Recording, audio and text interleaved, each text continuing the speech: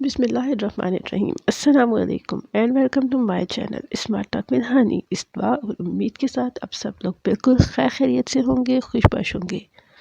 کل والی ویڈیو سلطنت عثمانیہ عروج سے زوال تک کے تھرڈ پارٹ کے ساتھ ہانی حاضر ہے۔ اگر آپ نے اب تک میرے چینل کو سبسکرائب نہیں کیا تو چینل کو سبسکرائب کر لیجیے، بیل آئیکن کو پریس کر دیجیے گا بہت اچھے امیزنگ ویڈیوز، ہسٹریز اور فیکٹس کے لیے اور اس کے مزید پارٹس کے لیے بھی۔ محمود کے دور میں بلقان کے کئی علاقے آسٹریا کے قبضے میں آ گئے۔ ریاست کے متعدد علاقے جیسے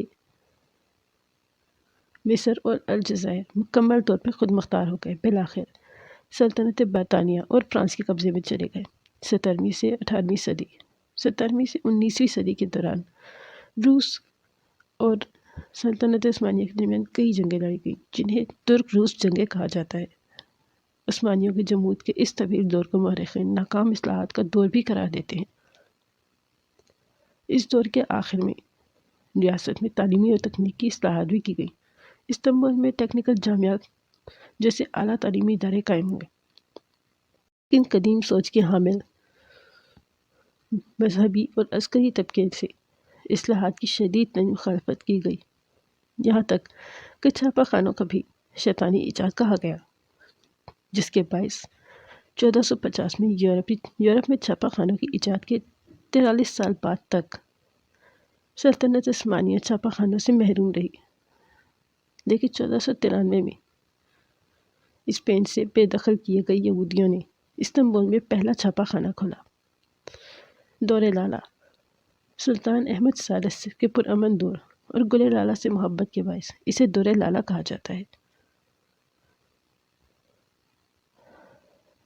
1722 میں روس کے خلاف پرتھ مہم میں کامیابی اور اس کے بعد معاہدہ پارساویچ کے باعث 1718 سے 1730 تک کا دور پرامن رہا۔ اس دور میں سلطنت نے یورپ کی پیش قدمی کے خلاف مضبوط دفاع کے پیش نظر بلقان کے مختلف شہروں میں کلہ بندیاں کی۔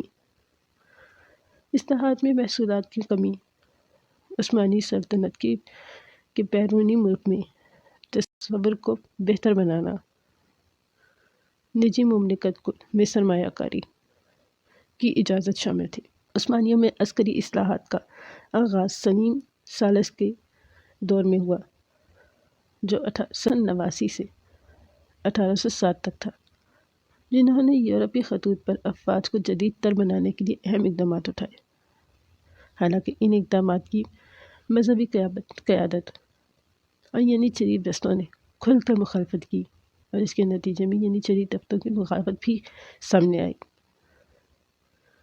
اور سلیم کو اپنی اصلاحات کا خمیازہ حکومت اور جان دولت سے ہاتھ دھو کر اٹھانا پڑا۔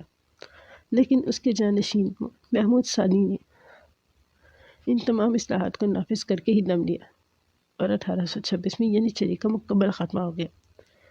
ینیچری عثمانی ترکی زبان میں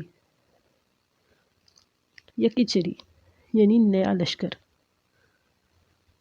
سلطنت عثمانیہ کے افواج کا ایک اہم حصہ تھے، جو سلطان کے ذاتی محافظ اور پیادوں کے دستوں کا کردار ادا کیا کرتے تھے۔ ینیچری دنیا کی پہلی باقاعدہ فوج تھی، جو 14ویں صدی میں تیار کی گئی تھی۔ 1826 میں سلطان محمود ثانی نے اس کا خاتمہ کر دیا۔ ینیچری ترکی زبان کا لفظ ہے جس کا مطلب نیا لشکر یعنی نیا، اور چری فوج یا لشکر۔ ینیچری 1365 میں سلطان محمود اول نے تیار کی۔ ابتدا میں اس میں مفتوحہ علاقوں کے غیر مسلم نوجوان بھی اسلام قبول کرنے کے بعد شامل کیے گئے۔ ان کا براہ راست تعلق سلطان سے تھا۔ ان کی اہلیت کے مطابق انہیں سلطنت عثمانیہ میں مختلف عہدوں پر فائز کیا جاتا، کیونکہ سلطان کے علاوہ ان کا کسی سے کوئی تعلق نہیں تھا، اس لیے یہ کسی بھی بددیانتی میں ملوث نہ تھے۔ تاہم جیسے ہی نااہل حکمران مسند پر بیٹھ گئے، ینیچری ملک کی معاملات میں دخل اندازی کرنے لگی۔ یہ دنیا کی پہلی منظم اور باقاعدہ فوج تھی جسے سخت تربیت دی جاتی تھی۔ یہ باقاعدہ چھاؤنیوں کے اندر رہتے تھے اور زمانہ امن میں پولیس اور آگ بجھانے کے والے دستوں کے ساتھ کام انجام دیا کرتے تھے۔ انہیں ہر 3 ماہ بعد باقاعدہ نقد تنخواہیں دی جاتی تھیں۔ تنخواہوں کی ادائیگی کے وقت سلطان بھی خود ینیچری کے لباس میں چھاؤنی میں آتے تھے اور خود بھی قطار میں لگ کر تنخواہ حاصل کیا کرتے تھے۔ ینیچری دنیا کی پہلی باقاعدہ فوج تھی جس نے بارود کا استعمال کیا۔ اس نے 14ویں صدی میں بندوقوں کا استعمال شروع کر دیا تھا۔ زوال و جدت سازی 1828 سے 1908 تک عثمانیوں کے زوال کا دور، جس کو مورخین جدید دور قرار دیتے ہیں۔ اس دور میں سلطنت نے ہر محاذ پہ شکست کھائی اور اس کی سرحدیں سکڑتی چلی گئیں۔ تنظیمات کے باوجود بھی مرکزی حکومت ناکام پیدا ہوا، عدم استحکام پیدا ہوا۔ 19ویں صدی کے دوران سلطنت عثمانیہ کے کئی ممالک قوم پرستی کا شکار تھے۔ قوم پرستی کی لعنت ان مغربی نظریات میں سے اہم تھی جو اس دوران میں سلطنت عثمانیہ میں وارد ہوئیں۔ اس دوران کئی انقلابی سیاسی جماعتیں بھی وجود میں آئیں۔ مملکت میں آئے دن بڑھتا ہوا بگاڑ کہ جہاں دیگر کئی اسباب تھے، وہیں زوال کی اہم ترین وجوہات میں سے قوم پرستی کا پھیلاؤ بھی تھا۔ اس عرصے میں 1892 میں یونان نے آزادی حاصل کر لی اور اصلاحات بھی ڈینیوب کی عمارات میں قوم پرستی کو نہ روک سکیں اور 6 اشروں سے نیم خود مختار علاقے سربیا، مونٹینیگرو، بوسنیا، ولاچیا اور مالدووا بھی 1875 میں سلطنت سے آزادی کا اعلان کر دیا۔ 1877 میں روس جنگ کے بعد سربیا، رومانیہ، مونٹینیگرو باقاعدہ آزادی مل گئی۔ بلغاریہ کو خود مختاری عطا کر دی گئی اور بلقان کی کچھ دیگر ریاستیں بدستور عثمانی قبضے میں ہی رہیں۔ زوال کے اسی دور میں سربیا کے ایک یہودی یہودا سلمن نے یمن کی طرف واپسی اور اسرائیل کی آزادی کا اعلان کیا کا باقاعدہ نظریہ پیش کیا۔ آئینی اصلاحات کا ایک سلسلہ متعارف کروایا گیا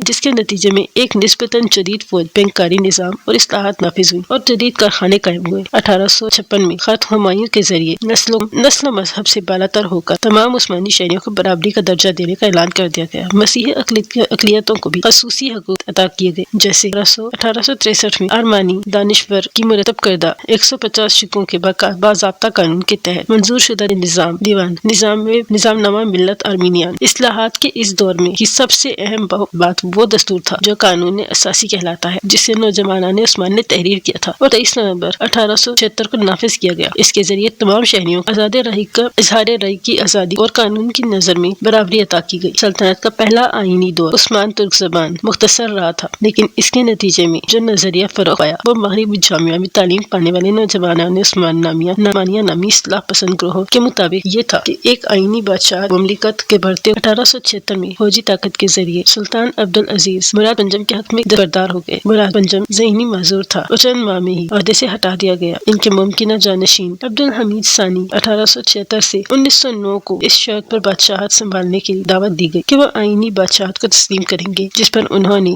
23 نومبر کو 1876 میں عمل بھی کیا، لیکن پارلیمان صرف 2 سال قائم رہی اور سلطان نے اسے معطل کر دیا اور بعد ازاں پارلیمان کو طلب کرنے کے لیے ان پر دباؤ ڈالا گیا۔ تاہم قانون اساسی کا اثرات کافی حد تک کم ہو گئے۔ اس عرصے میں سلطنت کو بیرونی جارحیت اور قبضہ گیری کے خلاف دفاع کے حوالے سے شدید خطرات کا سامنا تھا۔ 1798 میں فرانس نے مصر پر قبضہ کر لیا۔ 1877 میں روس ترک جنگ کے بعد کی شکست میں برلن کانگریس میں حمایت میں سلسلے میں 1878 میں ایالت قبرص برطانیہ کے حوالے کر دیا۔ سلطنت اپنے مسائل کو خود حل کرنے کے قابل نہ رہی اور مختلف یورپی ممالک مداخلت اتحاد کے ذریعے اس مسائل کو حل ہونا پڑا۔ مثال کے طور پر جنگ کریمیا، جس میں عثمانیوں نے روس کے خلاف برطانیہ فرانس سے یورپ کا مراد، حالانکہ اس عرصے میں اسے یورپ کا مرد بیمار کہا گیا، لیکن معاشی طور پر سلطنت کی بدحالی کا سبب اس کی ترقی پذیر معیشت بھی نہیں تھی، بلکہ ثقافتی خلا تھا جو اسے یورپی قوت الگ کیے دیتا تھا۔ اقتصادی مسائل دراصل بیرونی سامراجیت اور بڑھتی ہوئی داخلی قوم پرستی کے مسائل سے نہ نمٹ پانے کی وجہ سے تھے۔ ویڈیو کا اگلا پارٹ انشاءاللہ کل آئے گا۔ اگر ویڈیو پسند آئی ہو تو ویڈیو کو لائک، چینل کو سبسکرائب ضرور کیجیے گا۔ دعا میں یاد رکھیے گا۔ اللہ حافظ۔